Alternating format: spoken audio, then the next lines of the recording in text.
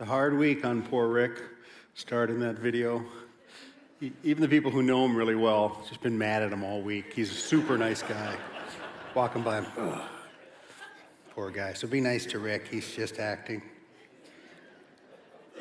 So what are you becoming? What are you becoming? What kind of person are you shaping and making and molding by your thought life, by your patterns, by the choices you make, by your lifestyle? And then what are you appearing to become? That is to say, what image are you trying to project? It's amazing how we can lose ourselves in that, right? When we become the kind of person who we're trying to be what our parents wanted, or what our spouse wanted, or what we think society wants, or the ideals we've set up in our head. There's that person too, the very unfortunate person who just becomes whatever they're around. They have no strong sense of themselves, so they just get swept up in that. So what are you becoming? Well, there's nothing that will shape who you are becoming more than dishonesty, than this tendency we have to tell little lies, big lies, all the way to full-blown manipulation, the kind of person who is always working an angle, trying to get control, trying to do this thing, trying to manipulate. And we're going to see that in the message tonight, today, that we're going to continue looking at the life of Joseph, and what we're going to see is we're going to see what happens when we tell and when we live a really, really big lie. Now, we've been in this series in the book of Genesis, and we've looked at Abraham, we've looked at Isaac, and now we're in the life of Jacob. And one of the things we've discovered is that there's this generational sin. Sometimes theologians call it a generational curse, and that seems a little heavy until you realize that it really is a curse to not be aware of the family patterns, the family dysfunctions that you have in your life, as well as the family blessings you have in your life. We're going to see that that's actually going to be a problem for one of the characters in the story as well. But this tendency we have to not be aware of what we got from those who came before us. And what you see is a pattern that started with this guy Abraham and his wife, where they were just dishonest. They lost confidence in the goodness and the provision of God, and then they became afraid. And remember, we said that the seed of all dishonesty, almost most dishonesty anyway, is this thing that we get afraid.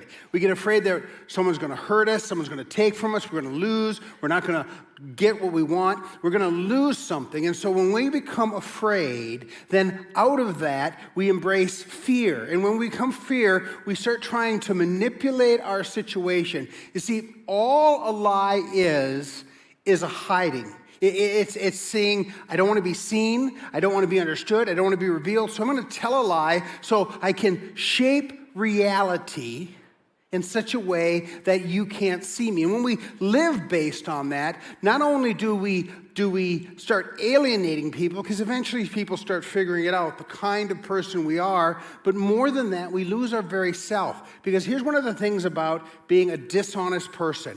If you're really going to be good at it, if you're going to be the kind of person who really can live out a lie, you have to start by lying to yourself.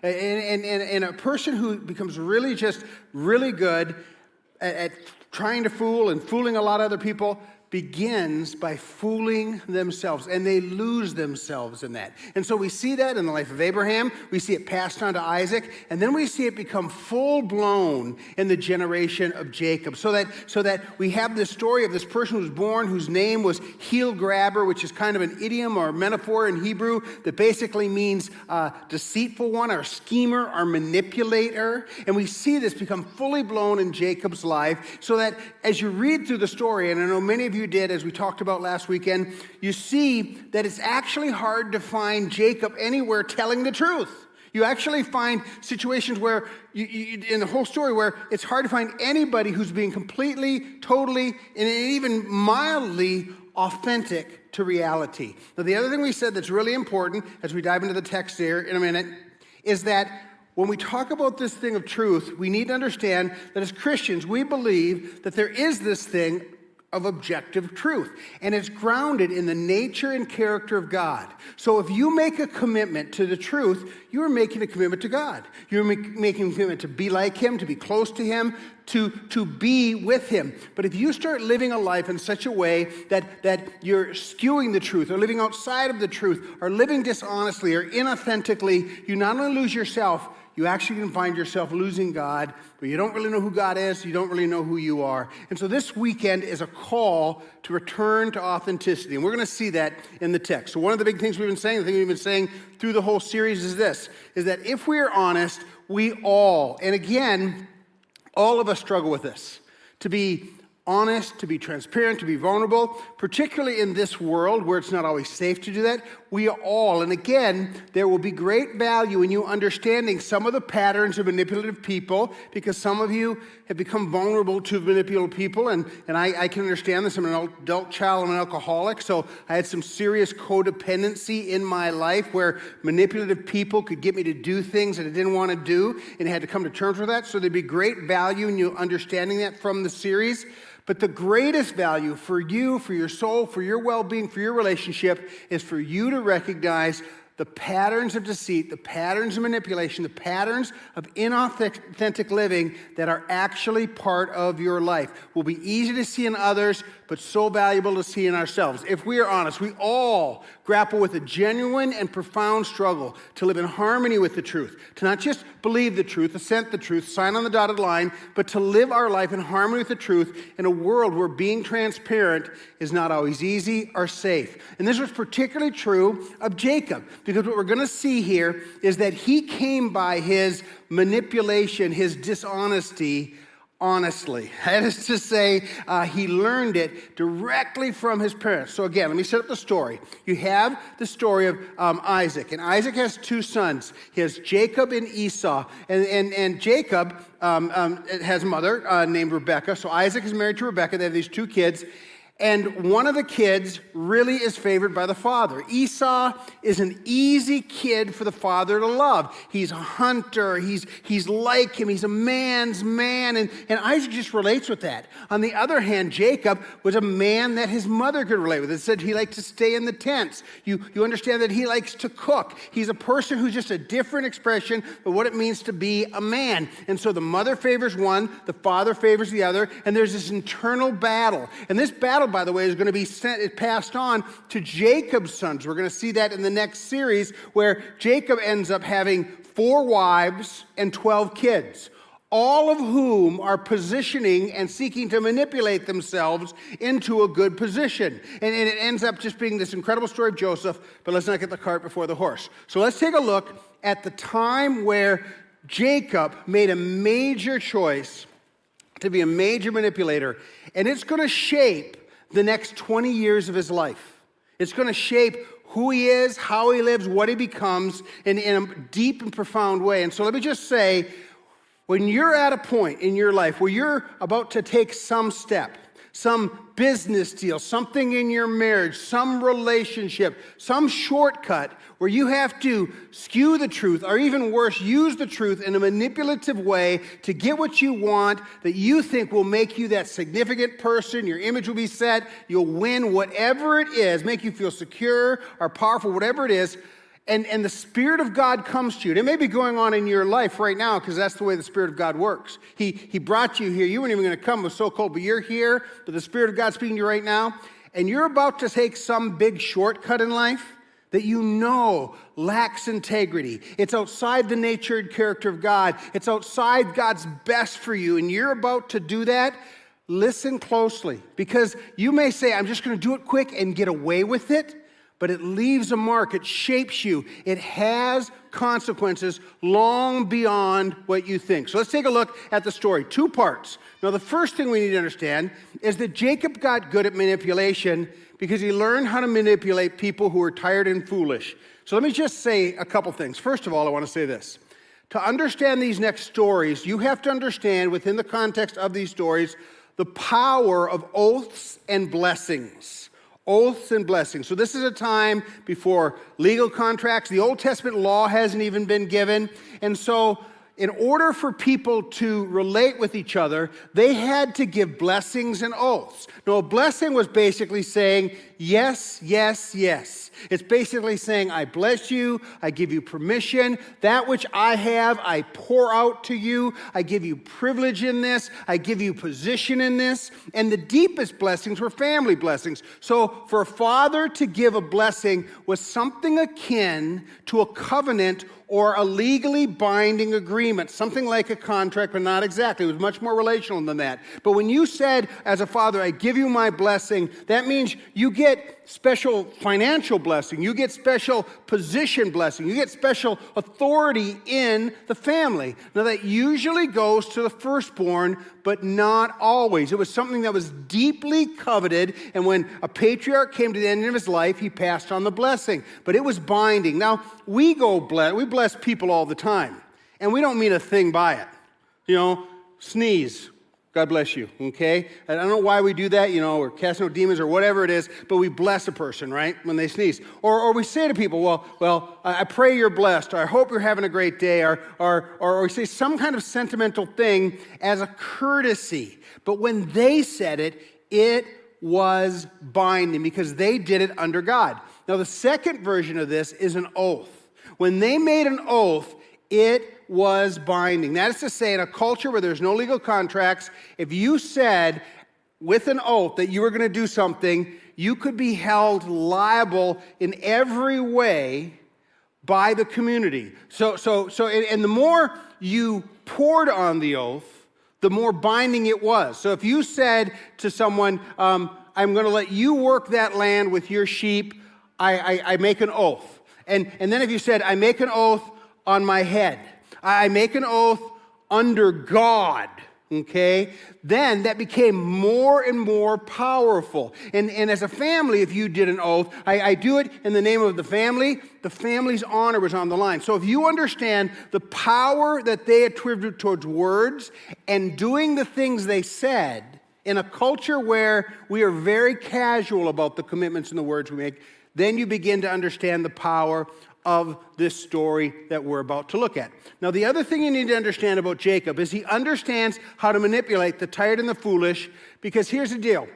The immature are easy to manipulate, okay? For instance, if you have a person who's angry, they're easy to manipulate.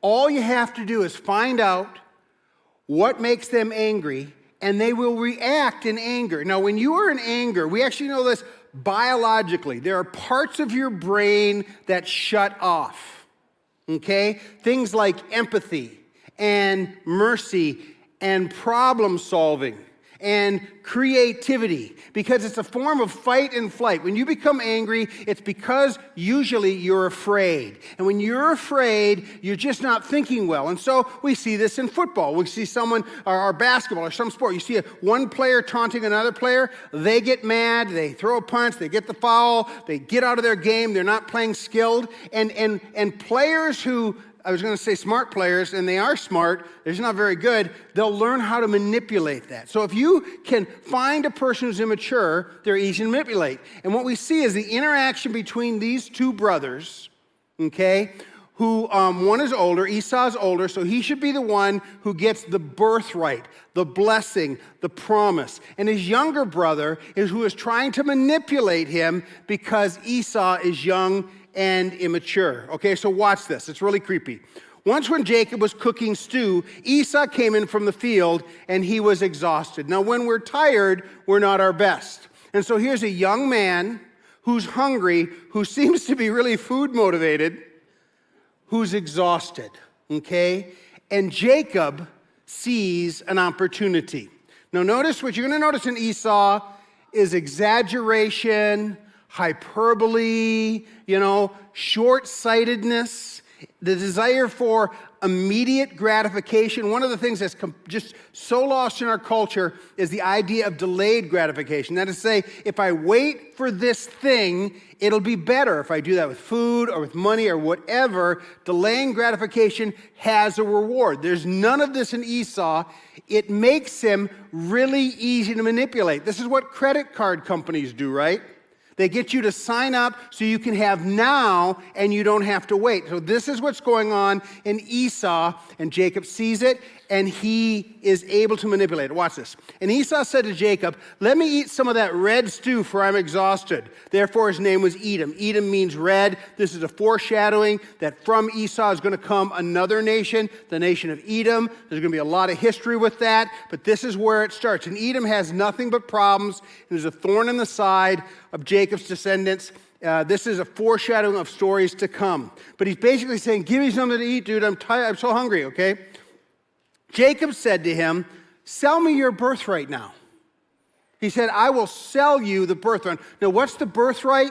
It's the family wealth. It's the authority in the family. It's the promised blessing that was meant to come through the family. It was the honor of the family, the nobility of the family. It was something that was precious. It was all the blessings coming from the family that was meant to come to the family through Esau. Now, the understanding when you became the leader or the patriarch of the family is that you were given more because now you're responsible for everyone. And so if anyone in the tribe needed help, you were supposed to help them. It was a position of honor. It was a position of responsibility. It was meaningful. It was precious. It was something, listen now, that Esau should have been preparing himself for. But instead, he is young and foolish and indifferent and entitled, okay? And so you see this. Now, we don't have any of those problems today, I understand, but they really struggled with that back in the Bible.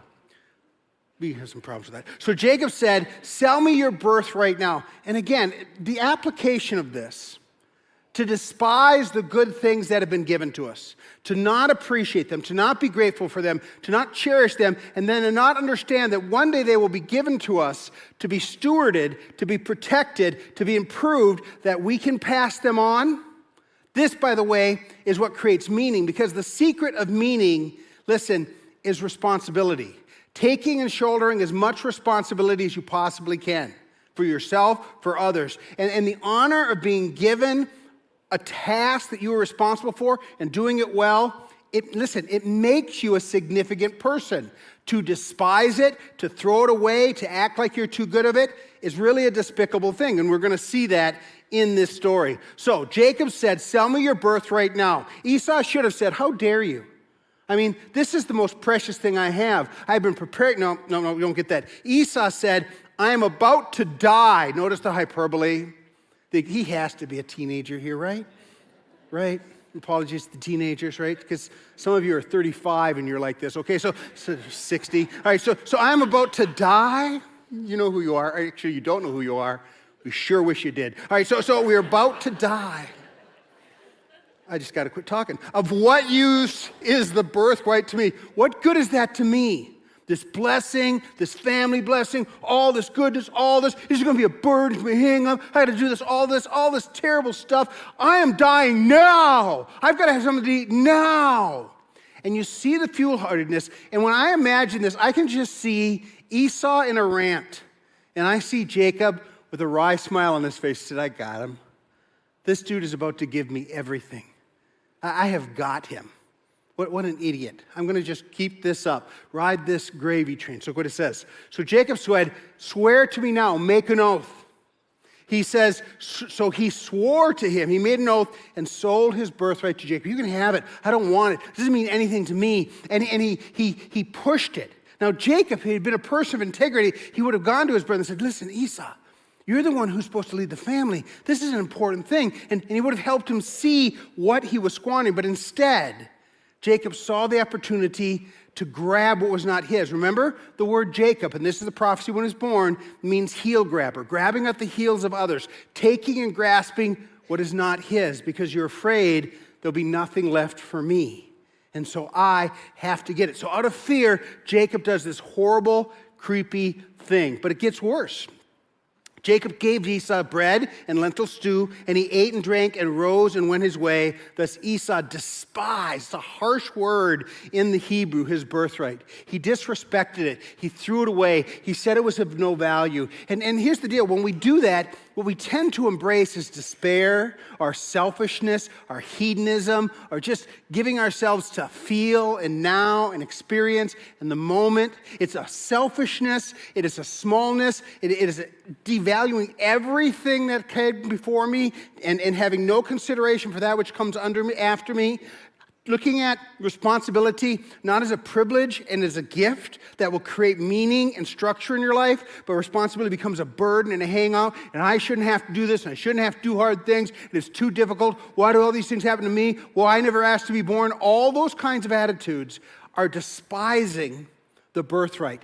You were created, young people particularly, you were created for something significant, something important, something that matters. And when you throw that away, when you find the attitude which is the spirit of our age, which says nothing matters before me, nothing matters after me, I don't even matter, why should I try? You're embracing a darkness and a despair and a meaninglessness that will shape who you are. So again, let me just go back to the question I started with. What are you becoming? What are you becoming? What are the responsibilities for yourself and for others that God has called you to take up? Now Jacob manipulates this. Now he owns the birthright. Again, remember what we said about covenant, promise, oath. Okay, now this is the really big lie. Now, I just want you to appreciate how creepy this is. How horrible this is. What a violation of trust this whole story is. We read it, and we read it quickly. We say, that is not a cool thing to do. But this is a mother and a son conspiring against a dying father. This is the kind of thing where today lawyers get involved because and people are embittered by it. It's a nasty, horrible thing that's done here. Now, when Isaac was old and his eyes were dim, dude can't see, dude's not all there, that he could not see, he called Esau, his older son, and said to him, my son. And he answered me, here I am. And so there's this tender moment. Isaac, who apparently doesn't understand the birthright's been sold, calls his son Esau, and he said, come here. He says, here I am. And look what he says. He says, let's have one more moment. And he says, behold, I am old. I do not know the day of my death. Now then, take your weapons, your quiver, and your bow, and go out to the field and hunt game for me. He says, you know, remember we used to go out, I taught you to hunt, we'd go, I taught you to cook, and I want you to go one more time. Get that thing, cook that food, and later, the next verse we won't look at, he says, make that delicious food you make, and bring it here, that I might give you the blessing, that I might pass on to you this mantle, this responsibility, this thing. And so Esau goes out and he does that, okay? He says, prepare for me again, delicious food, such as I love, and bring it to me that I may eat, and my soul may bless you before I die. Now, meanwhile, Rebekah, and remember, there's this family intrigue where Isaac just gets Esau, Rebekah gets Jacob. And we talked about this last week, parents. Love the kids God gave you. Celebrate the kids God gave you. Become curious about who they are. Don't try to warp them or shape them into what you think they should be. Because God created them for a purpose and a design, and you celebrate the kids you have. These guys got crossways on this, and it just got really, really gross. And so Rebekah was listening, and there's a ton of this in the story. If you take time to notice, there's like 4 or 5 times where someone is listening to a conversation that's not theirs. They're listening at a tent flap or behind a door, as it were. So Rebekah was listening, and here's the deal with Rebekah. You're going to see that Rebekah's family, we don't know a lot about Rebekah's family. All we know is Rebekah and her brother, this guy by Laban, who you're going to learn about next week. Laban is a master manipulator. And Jacob is going to have to run for his life to go live with Laban. And that part of the story is a chess match between 2 manipulators. And it's a horrible story again about these people who have to lie to survive. Well, Rebekah apparently grew up in some kind of environment where she just became a really manipulative person. And so she now is passing this on, as it were, to Jacob. Watch this. Rebekah was listening when Isaac spoke to his son Jacob. So Esau went to the field, hunt for game to bring it. Rebekah said to her son Jacob, she said, listen, I just overheard this thing your father's doing, getting ready to give the blessing. Here's what we're going to do. Now, therefore, she said, my son, obey my voice as I commanded you. So she's commanding her son to do this. Go to the flocks and bring me 2 good young goats so that I might prepare them delicious food for your father, such as he loves. Okay, notice the quoting and the exact manipulation. And it's just a creepy things. I know what he wants. I can give him what he wants, and we can get what we want from him. Not to comfort this dying old man, not to be there, not to share in the blessing, but to get what is ours. Now, again, for Rebekah and all the women in these stories, whether it be Sarah, who we saw lie in the story last week, whether it be Rebekah, who we see manipulative here, or the 4 wives of Jacob, you're going to see all kinds of manipulation in that. That part gets just way creepy, okay? And so all of these is, listen, for a woman in the ancient time, she was completely dependent on who the patriarch was. And so if the father dies and Esau becomes the patriarch and Rebekah's not really in with Esau, that's not good for Rebekah. So she wants Jacob to win because it protects her. You see the same thing in the next story with the next generation. So these are all the intrigues that are going on. Lying to survive, born out of fear, losing confidence in the goodness and the trust of God. And so you shall bring. So this is what we're going to do. And you shall bring it to your father and eat so that he may bless you before he dies. Okay, it says, we're going to pretend you're Esau. Then Rebekah took the best, and so this is what happens. He comes and said, okay, Mom, I see what you're wanting to do here, but here's the problem. The problem is he's going to go in there, he's going to know it's not me. He's going to figure it out, and then he's going to be mad at me, and then I'm going to get a curse. Because these folks believed in blessings, they also believed in curse. Because if the father curses the son, it's basically, you're dead to me, you're getting nothing, get out, you're cut off from the family. So he said, what if that happens, okay? So out of fear then, they come up with this plan. And they said, here's what we're going to do. We're going to put some of the goat hair. We're going to put it on the back of your neck. Because remember, Esau is a really hairy dude. And that Jacob's really bald and beautiful. And so we're going to do this thing. And we're going to bring the food. And you're going to pretend to be Esau. And again, this whole thing about lying to survive, image management, trying to seem one thing or another. All of this is meant to be instructive for us to look deeply in how we interact. Then Rebekah took the best garments off Esau, her older son, which were with her in the house, and put them on Jacob, her son. So not only that, she got some of his old smelly clothes, and she put those on Jacob so that he will feel like Jacob, and he will smell like Jacob, okay? And the deceit can go on. And so sure enough, they cook. Jacob goes in, okay? And she said, it says this, the skins of the young goats she put on his hands and on smooth parts of his neck, and she put the delicious food and the bread which she had prepared into the hands of her son Jacob. What are we putting in the hands of our kids? What are they learning from us? When you take particularly shortcuts and duplicity in front of your kids, you are teaching them powerful lessons, way more powerful than anything we can teach in Jacob's Well kids. Way more powerful, okay? So what are we putting in their hands? So the deceit is all teed up. But Isaac said, so he goes in, feeds the food, okay? But Isaac says, this isn't right. But Isaac said to his son, how is it that you found it so quickly, my son? He answered, because the Lord God granted me success. Now, a couple things particularly creepy about this, and particularly toxically unhealthy in our lives. So he goes in, the father eats, he says the voice isn't right. And so he starts asking him questions.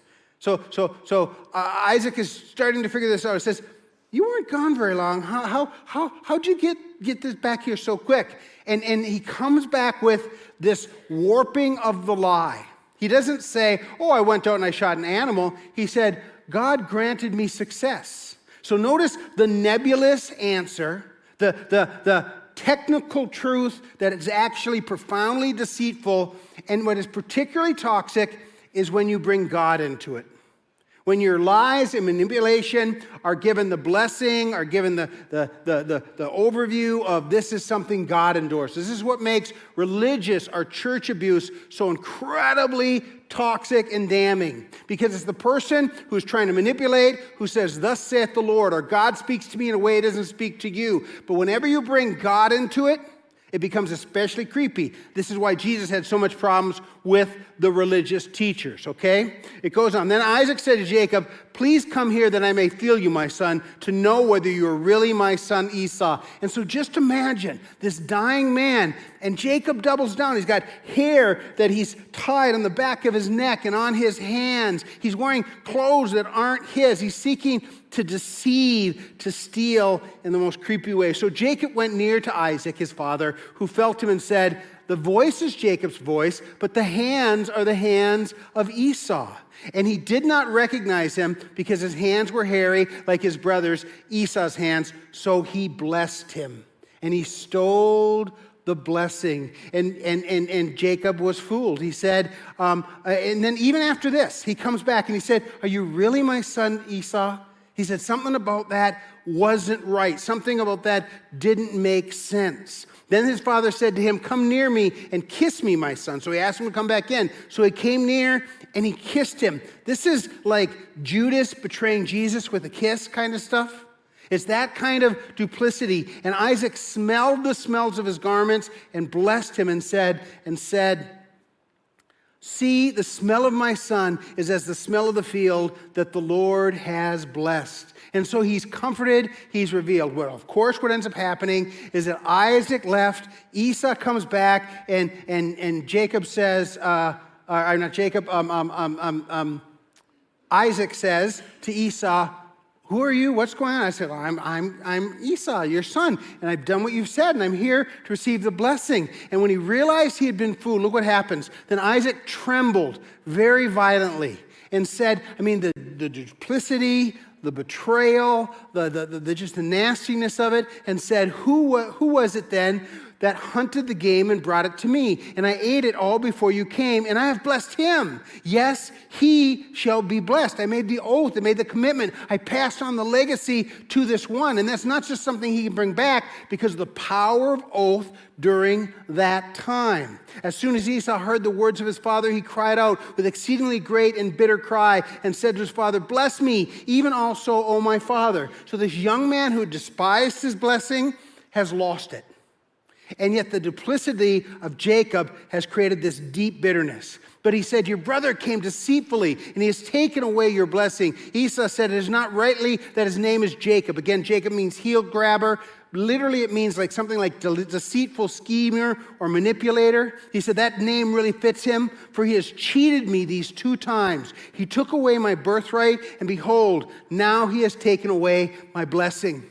He has stolen from me these things that I'm starting to understand are most precious to me. Now Esau hated Jacob. You see the fruit of deceit? Do you see what it did to the relationship? What it's doing to Jacob? Because Jacob's going to spend the next 20 years telling lies and living in insecurity. He's going to go live with Laban, and he's almost a slave in that environment. Okay, we become slaves to our lies. It just mess up our life. They mess up who we are. Now Esau hated Jacob because of the blessing with which his father blessed him. And Esau said to himself, the days of mourning for my father are approaching. Then I will kill my brother Jacob. And so you have the story of these brothers that are blown up, this family that's torn apart, and Jacob who has to run for his life. We're going to continue the story next week because just like we would expect, God shows up. He's going to do something redemptive in this generation, but even more in the next generation. But the question I want to ask now as you just wrap up is, how are we supposed to respond to this? Well, the answer is to run back where we always run back, to Jesus and his teaching. Listen to what Jesus said in the Old New Testament about oaths. And when you read a story like this, and you see the duplicity of what happens when people will use things like blessings and oaths to manipulate and take. It's like the person who has a shady contract who tricks you into signing it, okay? When you understand all of that, you begin to understand what Jesus is teaching here about authenticity. He says, again, you have heard that it was said to those of old, you shall not swear falsely, but shall perform to the Lord what you have sworn. He said, you've heard in the old times, when you make a promise, when you make an oath, keep it. And that different oaths have different power. If you pray on your head or your family or your mom or the Bible or a stack of Bibles, he says that all is different things. He said, you've heard all that mess and you've seen how it's manipulated. You see how it's untrue. He says, this is how I want my followers to ask. He says, but I say to you, do not take an oath at all. He's basically saying, don't play that game. So this is not like an admonition about not swearing in court or any of that kind of thing. That just makes it a new legalism that we can manipulate. But what he's saying is something much more profound. He's saying, don't play this dishonest, manipulative game. He says this, let what you say be simple. Simply this, yes or no. Anything more comes from evil. He says, you're in a situation, say what you mean, do what you say, be as authentic as you can. Follow through. And don't do it to angle or to get or to manipulate. Be more authentic, okay? And so we need to understand that the calling Christ puts on our life is a calling to stay close to him. When we stay close to him, we trust his goodness. We trust his plan. We trust his love for us. And so when fear comes up, rather than saying, okay, this fear is going to make me angry, and out of anger, I'm going to rationalize ungodly behavior to get what I think I need to be safe. So instead, I'm going to run to God. I'm going to stay close to Christ. And when I trust his goodness, I'm going to trust and see, you know what? His plan is better. And so I'm going to do the right thing. I'm going to take the high road. I'm going to tell the truth. I'm going to live in the truth. And when I do, I'm going to trust his plan to work things out. The funny thing about the lies that you see the patriarchs telling in the Bible is over and over again they tell these lies, and over and over again it blows up in their face. And at the end, God shows up and says to them, listen, I made a covenant with Abraham. I made it with Isaac. He's going to make it with Jacob here in a couple weeks we're going to see. He says that covenant goes all the way back to the beginning. It's going to lead to Christ. He says, listen, I keep my promises. I keep my oaths. I keep my covenants. I do what I say. He says, and then he provides for them. He protects them. It's as though he's saying, listen, all these games you're playing, they're completely unnecessary. And they're messing you up and they're making everything harder because I had a plan all along, Jacob, to get you in the position you were supposed to be. I had a plan all along to protect you, Abraham, when you were in Egypt and you were afraid for your wife and your life. I had a plan all along, Isaac, when you thought you had to lie about your wife being your wife, and you didn't need to do that, okay? I had a plan. And if you trust my goodness, you trust my plan, then you don't have to play these games to protect yourself. Quit giving voice to your fear of rejection, fear there won't be enough, fear there'll be nothing left for me, fear that I have to protect myself. You see, we can be reaping a harvest of a really big lie. And maybe that's where you're at. Maybe that's where you're recognizing that there's a character need. So what could we do? Practical steps. This is so much about what relationally healthy relationships is all about. This is why we're teaching it. It's so biblically based. It's so based in wisdom of recognizing patterns you've gotten from your families. Good patterns that you should be cherishing and seeing as your birthright and your blessing, and bad patterns of dysfunction that you say, you know what, this is the way my family handled it. I can see that's inconsistent with the nature and character of God. I'm going to start doing things different. I'm going to break the chain. We're going to see that in the Joseph series.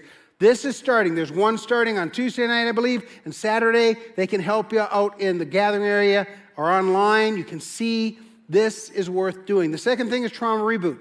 Because a big reason a lot of people lie to survive is because when they were young or in the past, they were in a bad marriage, bad childhood, adult child alcoholic, whatever, where they went through trauma. And to survive in that, they had to scoot, move, be hypervigilant. They had to lie just to survive. They literally had to do that. But now they're adults and they're no longer in that, but that pattern of deceit is established in them. And so if they could go back and understand the trauma and the patterns they picked up in that trauma, they could come back and say, listen, I'm not a hurt child anymore. I'm not in that hurt, vulnerable place anymore. I don't have to respond like that. And they could start learning new patterns to set themselves free. I also want to let you know, men of influence. I tell you what, the best thing, if you've got a little bit of a problem or maybe a big problem, I would just say this. If you suspect you have a little bit of a problem with this, you got a big problem, almost certainly. So here's the deal.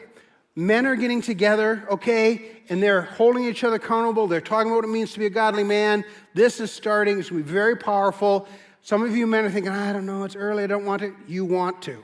So come on out. It starts this week as well. So those are some practical steps you could take to put yourself in environments where you could become aware of these patterns and say, you know what, I want to do something different. I want to be something different. Because here's the deal.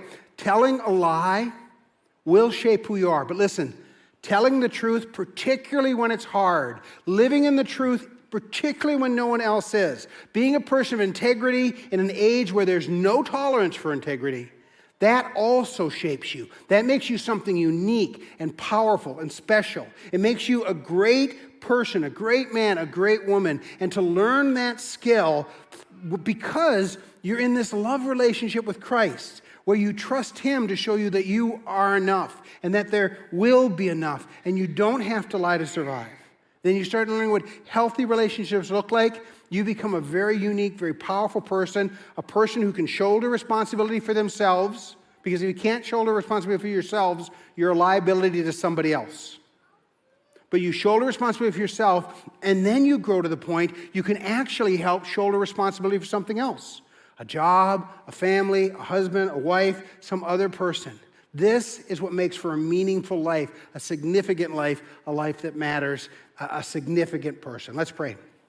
Father, in this world where we just see that it's very often very difficult to live in the truth, to tell the truth, be committed to the truth.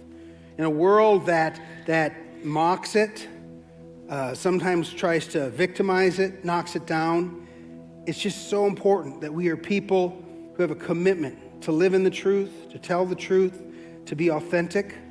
And Father, that's just hard. So teach us to do that. Help us to see Christ, who lived in a toxic environment religiously and his family and politically, and yet he was the truth and he lived authentically. Help us to be inspired by that and embrace that and follow that, even as we seek to know you and love you, Jesus. For it's in your name we pray. Amen.